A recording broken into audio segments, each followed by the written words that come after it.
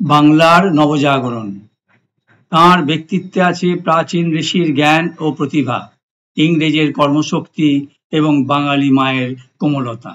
Michael Madhusudan Dutta. বাংলার নবজাগরণ ঈশ্বরচন্দ্র বিদ্যাসাগর সপ্তম পর্ব।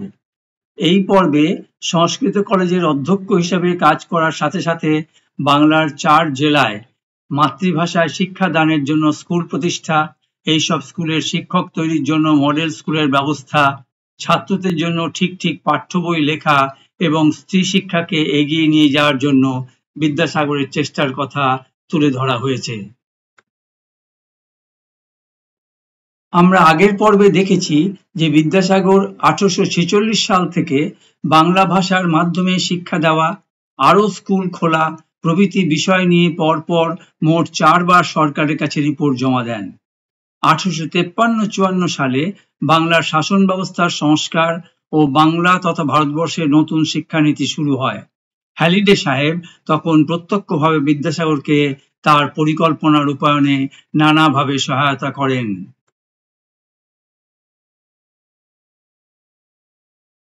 হ্যালিডে এই সময় প্রথমে ছিলেন শিক্ষা সংসদের সদস্য, পরে বাংলা প্রদেশের প্রথম ছোট লাট। মোটামুটিভাবে 4টে কাজকে সামনে রেখে বিদ্যাসাগর তাঁর পরিকল্পনাকে বাস্তব রূপ দিতে অসম্ভব পরিশ্রম করতে লাগলেন। এর মধ্যে 1855 সালের 1 মে শিক্ষা অধিকর্তা বিদ্যাসাগরকে বাংলার 4টি জেলা নদিয়া, হুগলি, বর্ধমান ও মেদিনীপুরে বাংলায় শিক্ষা ব্যবস্থার জন্য সহকারী ইন্সপেক্টর নিযুক্ত করেন। বিদ্যাসাগর এবার প্রথম কাজ করলেন, 4 জন উপযুক্ত সাব ইন্সপেক্টর নির্বাচিত করে আদর্শ বাংলা স্কুল প্রতিষ্ঠার জায়গা খুঁজে বের করার জন্য তাদেরকে গ্রামে পাঠিয়ে দিলেন। এজন্য এই 4 জনের পথ খরচ 100 টাকা করে নির্দিষ্ট হয়। এর পরের কাজ হলো বাংলা ভাষায় স্কুল প্রতিষ্ঠার জন্য জায়গা ঠিক করা। বিদ্যাসাগর নিজে সংস্কৃত কলেজের অধ্যক্ষ, তাই কাজের ফাঁকে ফাঁকে উপরের 4 সহকর্মীদের সাহায্যে 1855 সালের আগস্ট থেকে 1856 সালের জানুয়ারি পর্যন্ত প্রত্যেক জেলায় অর্থাৎ নদিয়া, হুগলি, বর্ধমান ও মেদিনীপুরে 5টা করে মোট 20টি আদর্শ বাংলা স্কুল প্রতিষ্ঠা করেন। স্কুল বাড়ি তৈরির জন্য যাবতীয় খরচ স্থানীয় মানুষজন দিত, কিন্তু অন্যান্য খরচের জন্য প্রতিটি স্কুলকে সরকারের তরফ থেকে মাসিক 50 টাকা করে দেওয়া হতো।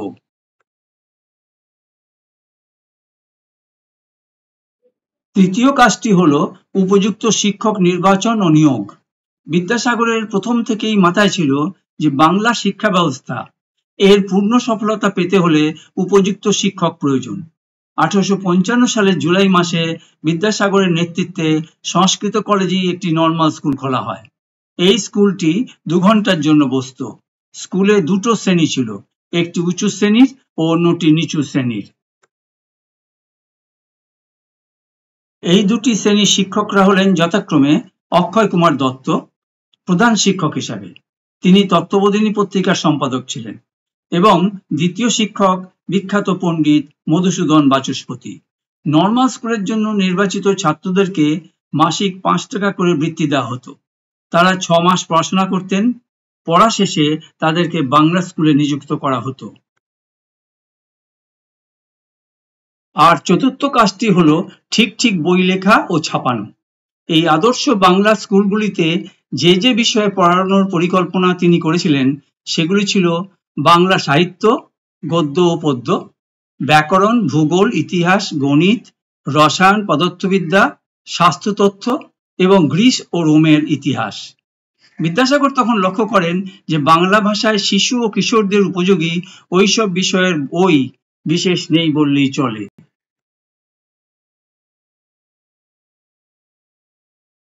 যদিও কলকাতা স্কুল বুক সোসাইটি বেশ কিছুদিন ধরে বাংলা, ইংরেজি ও হিন্দি ভাষায় স্কুলের বই প্রকাশ করে আসছে, কিন্তু সেসব বই যথেষ্ট সংখ্যায় নয় এবং বিদ্যাসাগর দেখলেন যে সেগুলি উঁচু মানেরও নয়। সেজন্য তিনি নতুন উদ্যমে স্কুল বই রচনার কাজে হাত দিলেন। এই মহৎ কাজে যারা যারা বিদ্যাসাগরকে সাহায্য করতে এগিয়ে আসেন তাদের মধ্যে অক্ষয় কুমার দত্ত, পণ্ডিত মদন মোহন তর্কালঙ্কার ও পণ্ডিত দ্বারকানাথ বিদ্যাভূষণের নাম করতেই হয়। অক্ষয় দত্তের বিভিন্ন বিষয় নিয়ে লেখা 3 খণ্ডে চারুপাঠ, মদন মোহনের 3 ভাগে শিশু শিক্ষা এবং দ্বারকানাথের রোম ও গ্রিসের ইতিহাস তখন যথার্থ স্কুল পাঠ্য বই হিসেবে বিবেচিত হলো। আদর্শ বাংলা স্কুল প্রতিষ্ঠার পর বিদ্যাসাগরের মাতৃভাষার মাধ্যমে জনসাধারণের মধ্যে শিক্ষা বিস্তারের স্বপ্ন যে অনেকটা সফল হয়েছিল তা বোঝা যায় এই কাজ শুরু করার 3 বছর পরে লিখিত এক রিপোর্টে। সেখানে লেখা আছে, During this short period, the progress of these institutions has really been satisfactory. অর্থাৎ এই স্বল্প সময়ে এই প্রতিষ্ঠানগুলির অগ্রগতি সত্যি সন্তোষজনক হয়েছে। শিক্ষা সংস্কার ও জনশিক্ষা বিদ্যাসাগরের যেমন একটি মহৎ কাজ, তেমনি স্ত্রী শিক্ষার বিস্তার ও ইংরেজি শিক্ষার প্রসারে তিনি যে স্মরণীয় ভূমিকা নিয়েছিলেন সে ব্যাপারেও কোনো সন্দেহ নাই। তিনি গভীরভাবে বিশ্বাস করতেন মেয়েদের শিক্ষার প্রয়োজনীয়তার কথা। তিনি মনে করতেন সমাজের অগ্রগতির জন্য মেয়েদের শিক্ষা অপরিহার্য। স্ত্রী শিক্ষা বিস্তারের ব্যাপারে এখন আমরা বিদ্যাসাগরের 2টি প্রচেষ্টার কথা আলোচনা করব। একটি হলো জন এলিয়ট ড্রিঙ্কওয়াটার বেথুনের সহকারী হিসাবে কলকাতায় মেয়েদের শিক্ষা প্রচলনের প্রচেষ্টা এবং দ্বিতীয়টি হলো গ্রামে মেয়েদের স্কুল প্রতিষ্ঠা ও পরিচালনার মাধ্যমে সমগ্র দেশে ব্যাপকভাবে মেয়েদের মধ্যে শিক্ষা বিস্তারের অক্লান্ত চেষ্টা। 1848 সালে বড়লাটের শাসন পরিষদে এক সচিবের পদ নিয়ে ড্রিঙ্কওয়াটার বেথুন এদেশে অর্থাৎ কলকাতায় আসেন। খুব অল্প দিনের মধ্যেই তিনি নিজ গুণে শিক্ষা সংসদের সভাপতি হন। এদেশে এসে বেথুনের উপলব্ধি হয় যে মেয়েদের শিক্ষিত করতে না পারলে এদেশের মানুষজনের মন থেকে কিছুতেই কুসংস্কার যাবে না। তাই মেয়েদের শিক্ষিত করার উদ্দেশ্যে তিনি ইয়ং বেঙ্গল গ্রুপের রামগোপাল ঘোষ, দক্ষিণারঞ্জন মুখোপাধ্যায় এবং পণ্ডিত মদন মোহন তর্কালঙ্কারের সাহায্যে 1849 সালের 7ই মেতে 21 জন মেয়েকে নিয়ে কলিকাতা বালিকা বিদ্যালয় অর্থাৎ ক্যালকাটা ফিমেল স্কুল স্থাপন করেন। এই স্কুল প্রতিষ্ঠার প্রায় 1.5 বছর পরে অর্থাৎ 1850 সালের ডিসেম্বরে বেথুন বিদ্যাসাগরকে ওই মেয়েদের স্কুলের অবৈতনিক সম্পাদক নিযুক্ত করেন। স্কুলটি ধীরে ধীরে নারী শিক্ষা বিস্তারের কেন্দ্র হয়ে উঠেছিল। 1852 সালের 12ই আগস্টে বেথুন মারা যান। বেথুন নিজে উইলের সাহায্যে এই স্কুলের জন্য অনেক টাকা রেখে গিয়েছিলেন। সেই অর্থে স্কুল বিল্ডিং তৈরি হয় ও তার প্রতি সম্মান প্রদর্শন করে ওই স্কুলের নামকরণ হয় বেথুন স্কুল।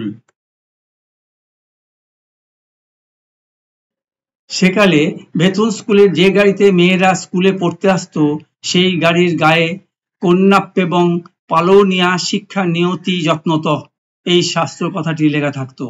এরকম লেখা থাকার মানে হলো এই যে লোকে বুঝবে যে স্ত্রী শিক্ষা স্বাস্থ্যসম্মত ও ধর্মাচার অনুমোদিত। স্ত্রী শিক্ষা বিস্তারে বিদ্যাসাগরের উৎসাহ কখনো কমে যায়নি। এর ফল হলো বর্ধমান জেলার জৌগ্রামে তিনি একটি মেয়েদের স্কুল খোলেন।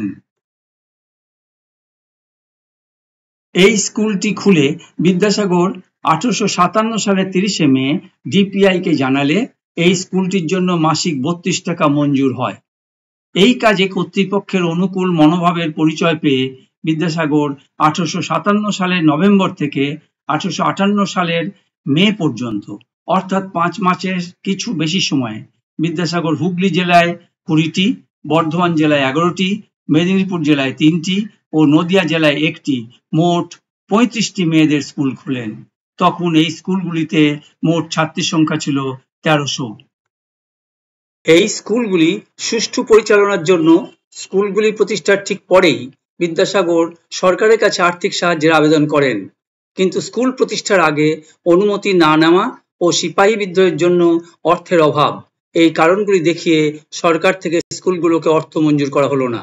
অথচ স্কুলগুলি প্রতিষ্ঠার পর থেকে 1858 সালের 30শে জুন পর্যন্ত শিক্ষকদের প্রায় 3.5 লাখ টাকার মতো পাওনা হয়েছে।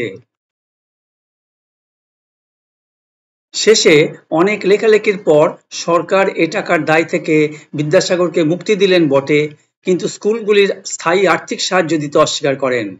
বিদ্যাসাগর তাঁর অধ্যক্ষের পদ থেকে ইস্তফা দেওয়ার সম্ভবত এটিও একটি কারণ। তাই বলে সরকারি সাহায্য না পেয়ে তিনি তার স্ত্রী শিক্ষা প্রসারের চেষ্টা থেকে এক বিন্দুও সরে আসেননি। তিনি নারী শিক্ষা প্রতিষ্ঠান ভান্ডার এরকম একটি প্রতিষ্ঠান খুলে বেসরকারি চাঁদায় মেয়েদের এই স্কুলগুলি পরিচালনা করেছেন। পণ্ডিত শিবনাথ শাস্ত্রীর বিদ্যাসাগর নাই এই প্রবন্ধের একটা ছোট্ট অংশ লিখে বিদ্যাসাগরের এই পর্বটি আমরা এখানে শেষ করব। ব্রাহ্ম সমাজের বিশ্বজনীন উদার ভাবে তিনি তৎসৎ হইয়া পড়িয়াছিলেন। নানা কারণে আর তাহার ব্রাহ্ম সমাজের সঙ্গে সম্পর্ক ছিল না বটে, কিন্তু ব্রাহ্ম সমাজ তাহার প্রাণে যে ভাব মুদ্রিত করিয়া দিয়াছিলেন সারা জীবন সে ভাব তাহাকে পরিচালিত করিয়াছে।